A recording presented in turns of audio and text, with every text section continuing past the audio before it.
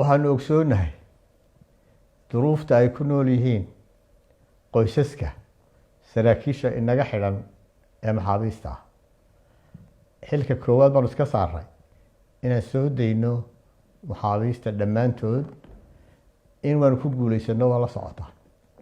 inta kalena waxa naga go-an aanu wadadeediina haynaa sidii loo sii dayn lahaa.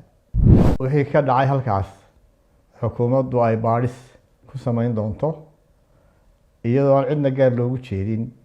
ciddii ay ku caddaato inay ku lahaayeen lug kicintii dadweynaha iyo wixii ka dhacay burco khasaare waxaa la hor keeni doonaa cadaaladda. maanta hadalkaygani wuxuu ku wajahan yahay dadka gobonimada iyo sharafta badan ee xariirta ah ee reer burco. maanta idinla hadli maayo inaan madaxweynihii qaranka oo keliya ahay oo baroordiiqda shacbigiisa kala qayb qaadanaya. waxaan idinla hadlayaa inaan ahay aabe ka murugaysan geerida iyo khasaaraha ku dhacay qarankiisa. waxaan ahay muwaadin ka damqanaya wixii ka dhacay iyo xanuunkii ka dhashay burco shalayto. waxay naga geeriyooday 2 xubnood oo ka mid ah shacbiga Somaliland oo ay ahayd inaanay inaga bixin. hase yeeshee qofna saacadiisa oo dhimanayo cid baajin mayso. waxay naga dhaawacmay tiro fara badan oo shacbiga ah, ciidamada booliska iyo ciidamada qaranka. waxaan la qaybsanaynaa tiiraanyada iyo wixii ka dhacay burco. waxaan u sheegayaa shacbiga Somaliland in wixii ka dhacay halkaas xukuumaddu ay baadhis ku samayn doonto iyadoo aan cidna gaar loogu jeedin.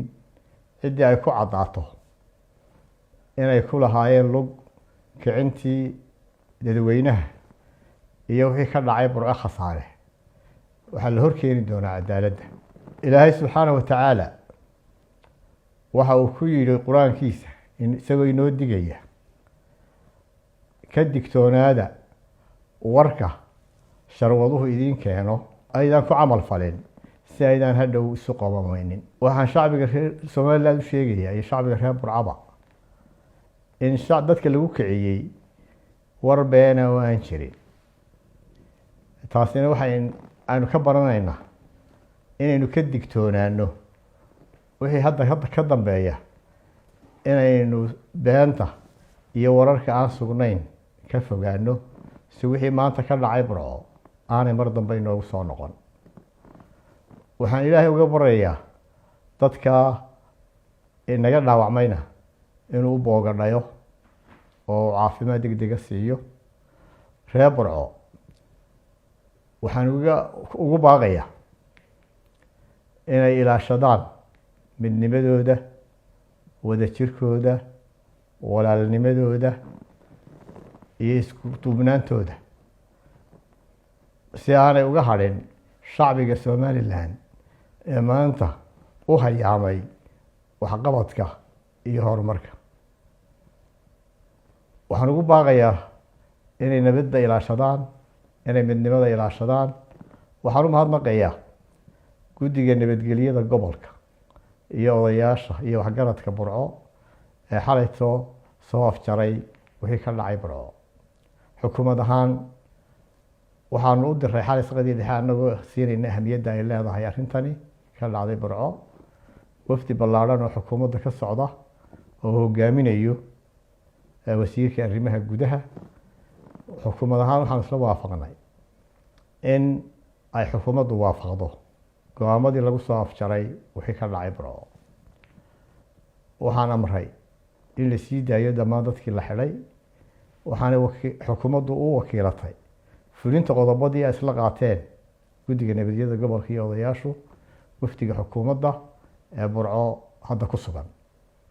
waxaan ilaahay ka baryayaa hawshaasi inay si nabada inoogu soo afjaranto.